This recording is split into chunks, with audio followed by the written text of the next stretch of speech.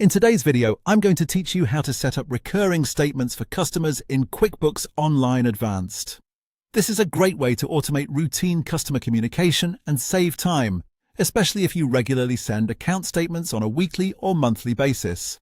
Once this workflow is enabled, QuickBooks can send statements automatically based on the schedule you choose, helping you stay consistent without having to do it manually every time.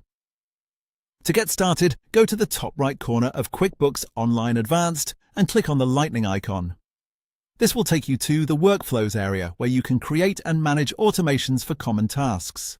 Once you're there, select the Templates tab. This is where QuickBooks stores ready-made workflow options that you can quickly customize instead of building one from scratch. In the search bar, type Send Recurring Statement to Customer and then click Create. That will open the workflow setup so you can begin configuring how and when these statements should be sent. Next, enter a name for your workflow.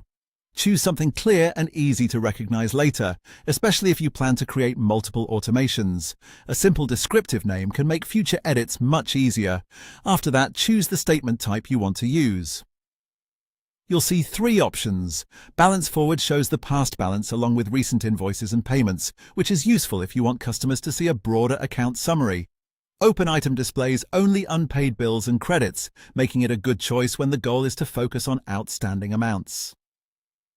Transaction Statement lists all account activity over a selected time period, which can be helpful when you want to provide a complete record of transactions. Once you've chosen the statement type, set your preferred frequency such as monthly and then pick a start date. This determines when the automation begins and how often statements will go out, so take a moment to make sure the timing matches your billing cycle or internal process. Next, customize the email message that will be sent with the statements. Keep it clear and professional so customers understand what they're receiving. A short, friendly message usually works best for automated emails. Then choose the customers you want to include.